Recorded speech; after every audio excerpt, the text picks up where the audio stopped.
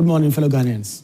Our fight against illegal mining in Galamsey has become the most defining environmental struggle of this generation. It is a battle not merely for gold, but for the very soul of this country, for the rivers that feed our homes, the forests that are shading our future, and the land that has nurtured us since independence.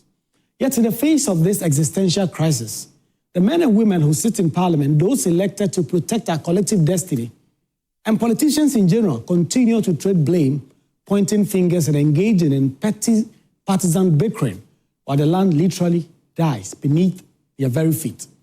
In recent days, the Chamber of Parliament has been the scene of heated exchanges between MPs on the majority and minority sides, each accusing the other of complicity in illegal mining, each shouting louder than the other, while the nation watches on helplessly as the poisonous brown waters of the Pra, the Ofin, and the Ankobra continue to flow into our homes and into our very bodies. It is a tragedy of leadership when those who make laws for the country appear to be more interested in scoring political points than in enforcing the very laws they've written with their own hands. The minority has accused the ruling party of the NDC of shielding political appointees allegedly involved in illegal mining, while the majority now insists that the problem predates them and was worsened under the previous administration. But in this endless back and forth of accusations and counter-accusations, the true villains, the financiers, the so-called big men and women, the politically connected, and the chiefs who rent their lands out for destruction continue to operate freely, untouchable, watching on from their mansions as the poor boys with shovels and mercury do their dirty work and die for it. Fellow Ghanaians, it is shameful that in 2025, with all the knowledge we possess, with all the pain we've seen, with all the rivers that have turned into rivers of poison, our politicians still cannot rise above the politics of blame to form a national united front to end this menace once and for all. The people who live in Chebi, Dunkwa, Wasai, Kropon, Takwa, and many other places affected by Galamsey do not care whether their MPs wear red or blue, NDC or NPP. They only care that their children can drink safe water. That's what we all care about. That our farms are not destroyed and that they do not die from toxic metals in their food. Yet when Parliament sits, when politicians gather, what we hear is a lot of chatter. What we see is division, and what we feel is abandonment. The Speaker of Parliament, Alban Bagwin, this week has rightly warned MPs that the House will not shield any member who engages in misconduct, and that parliamentary privilege will not be used as a cover for criminal acts. Those words are welcome, but words alone are not enough. The Speaker must show by example that the legislature will not protect its own when the allegations are that serious against them. There must be thorough investigations into the recent allegations that 2 MPs were involved in obstructing anti-illegal mining operations, and if they are found culpable, they must face the highest form of punishment, both within Parliament and in the courts. No one, absolutely no one, should be above the law, and certainly not those who make those same very laws. It is not enough for MPs to make speeches condemning Galamsey in Accra, while their supporters, agents, and business partners engage in it in their constituencies. It is not enough to hold endless press conferences about the need to protect the environment when they are the very ones calling district commanders and security officers, demanding that arrested excavators be released and operations suspended. The duplicity is destroying this country. The hypocrisy is killing all of us. The time for talk is over. This country needs leadership that will act even when the action is politically costly. We have reached a point where it is no longer a question of politics. It is one of national survival.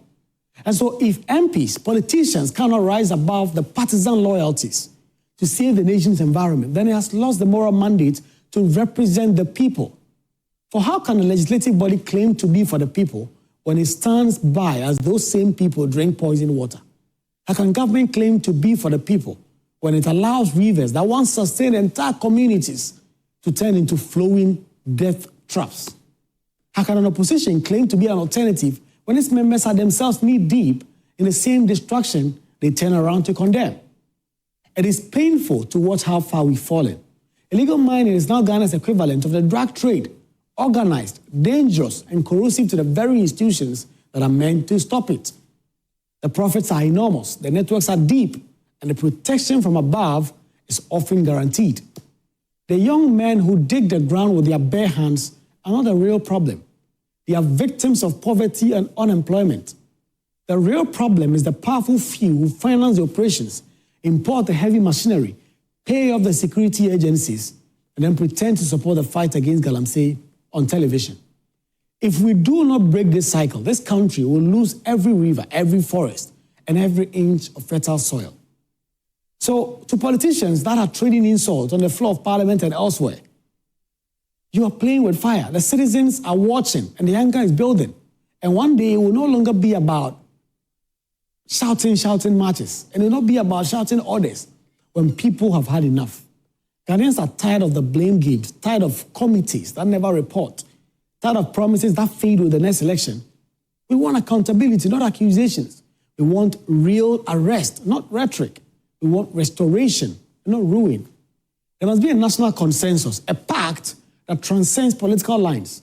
Galamsey is not a partisan problem. It is a Ghanaian problem. And the failure to unite against it is a betrayal of the public itself. The government, opposition, the chiefs, the clergy, the media, civil society, all must come together with one voice, one purpose, one resolve to end this plague before it ends all of us.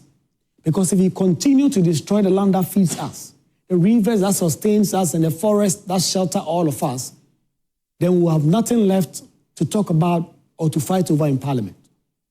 Fellow Ghanaians, we are fast becoming a nation where politics trumps over patriotism, where convenience beats conscience, and where short-term gains blinds us to long-term loss. If we lose this fight, we lose more than the rivers. We lose the moral right to call ourselves custodians of the land. So parliamentarians must stop trading blame and start showing leadership. MPs must stop being politicians and be patriots on this matter. Our environment does not have party colors.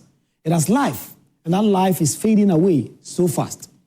We need to act fast before the brown rivers run dry, before our forests turn to deserts, before our children ask what we're doing when this country slowly died before our very eyes. Good morning, fellow Ghanaians.